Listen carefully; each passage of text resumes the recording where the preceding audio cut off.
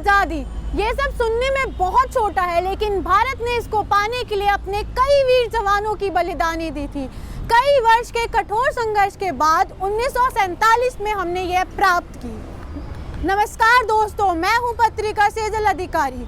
भारत इस वर्ष अपना 73वां गणतंत्र दिवस मनाने जा रहा है। 26 जनवरी 1950 भारतीय इतिहास में दर्ज होने वाला एक बहुत ही महत्वपूर्ण दिन।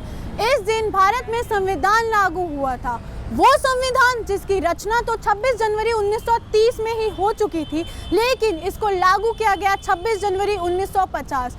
संविधान के रचना होने के 20 साल बाद ही क्यों इसको लागू किया गया 26 जनवरी 1950 में? क्या कोई खास वजह थी या कुछ और कारण था? आइए जानते हैं इसके बारे में। अंग्रेजों ने 1919 में मॉन्टेग्यू कैम्फर्ड नाम के एक किला बनाया।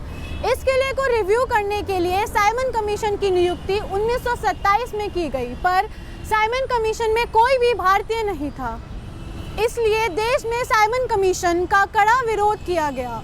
अंग्रेजों ने भारतीय मंत्री बरखान हेड ने भारतीयों को अपने संविधान बनाने की चुनौती दे डाली। इस चुनौती को भारतीयों ने स्वीकार किया और संविधान बनाने हेतु सभी पार्टियों ने मिलकर एक समिति बनाई, जिसके अध्यक्ष मोतीलाल नेहरू जी को चुना गया और तेज बहादुर, पंडित जवाहरलाल नेहरू, सुभाष चंद्र बोस जैसे महान विद्वान लोगों को इस समिति का सदस्य बनाया गया। और तो और मुस्लिम लीग ने भी अपने एक सदस्य इस समिति में भेजा था। इस समिति ने एक रिपोर्ट बनाया, जो रिपोर्ट इतिहास में नेहरू रिपोर्ट 1928 के नाम से लिखी गई। अंग्रेज सरकार ने इस रिपोर्ट को ठुकरा दिया, यहाँ तक कि लीग के मोहम्मद अली जिन्ना ने भी अंग्रेजों की बातों में आते हुए इस रिपोर्ट को ठुकरा दिया। नेताजी सुभाष चंद्र बोस, पंडित जवाहरलाल नेहरू जैसे नेता पूरे राष्ट्रवाद के समर्थक थे। वह पूर्ण स्वराज के अधिकृत मांग राष्ट्रीय सभा के मन से करने को खड़े थे, और दूसरी तरफ सरदार पटेल, राजेंद्र प्रसाद जैसे लोग अभी भी डोमिनेंट स्टेट के खिलाफ ही खड़े थे। राष्ट्रीय सभा अब 2 भागों में बंट चुकी थी। इस संकट में महात्मा गांधी जी ने मध्यस्थी की और फिर से तय किया कि सरकार को 1 साल का वक्त दिया जाए। अगर सरकार 1 साल के अंदर नेहरू रिपोर्ट को स्वीकार नहीं करेगी तो राष्ट्रीय सभा अपने मन से पूर्ण स्वराज की मांग करेगी। देखते ही देखते 1 साल हो गया, पर अंग्रेज सरकार ने नेहरू रिपोर्ट पे कोई कदम नहीं उठाया, ना तो उस पर सरकार ने कोई चर्चा की। सरकार के इस रवैये को मॉडरेट गुट को भी गुस्सा दिला दिया था और वह बिना किसी संकोच के पूर्ण स्वराज के पक्ष में आ गए थे। साल 1929 में राज्यसभा का अधिवेशन की आयोजना उसी लाहौर शहर में हुई थी, जहां साइमन कमीशन के विरोध करने वाले लाला लाजपत राय को अंग्रेजों ने पीट कर मार डाला था।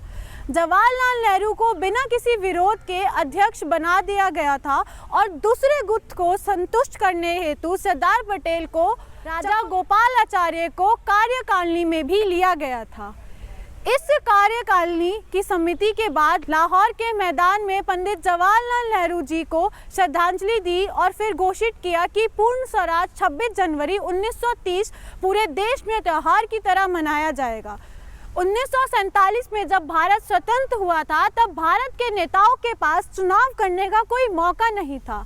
अंग्रेज तो देश को अराजकताओं और दंगों में जलता हुआ छोड़कर चले गए थे, लेकिन जब संविधान की नींव निकली 26 नवंबर 1949, तब भारत के प्रधानमंत्री जवाहरलाल नेहरू और गृह मंत्री सरदार पटेल जिम्मेवारी से भारत की कमांड संभाली।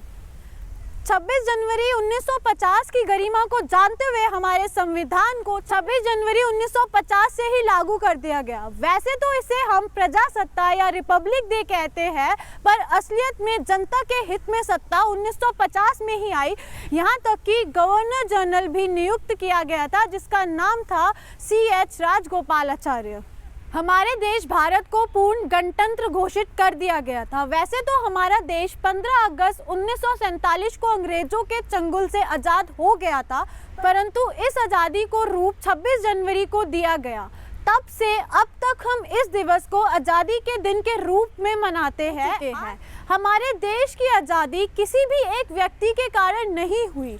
हमारे देश की आज़ादी बहुत सारे भगत सिंह, महात्मा गांधी आदि जैसे महान पुरुषों के बलिदान का परिणाम है। देशभक्त अपने देश को गुलामी की जंजीरों से बांधने ना देख सके। अपने देशों को एक आज़ादी कराने के लिए उन्होंने अपने प्राण तक त्याग दिए। उनके बलिदानों के कारण अंग्रेजों को अपने घुटने टेकने पड़े और उन्होंने भारत को आज़ाद कर दिया।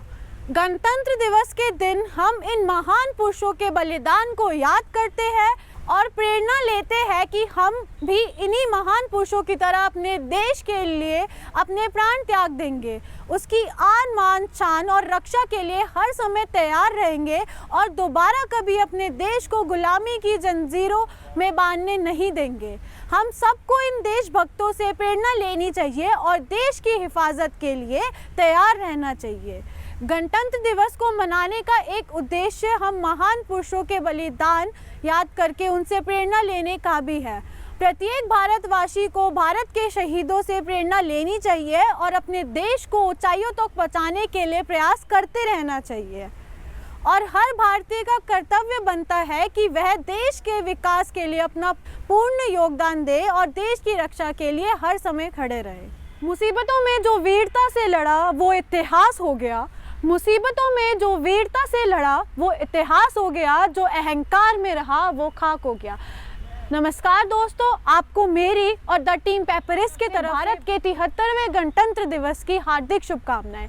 जय हिंद।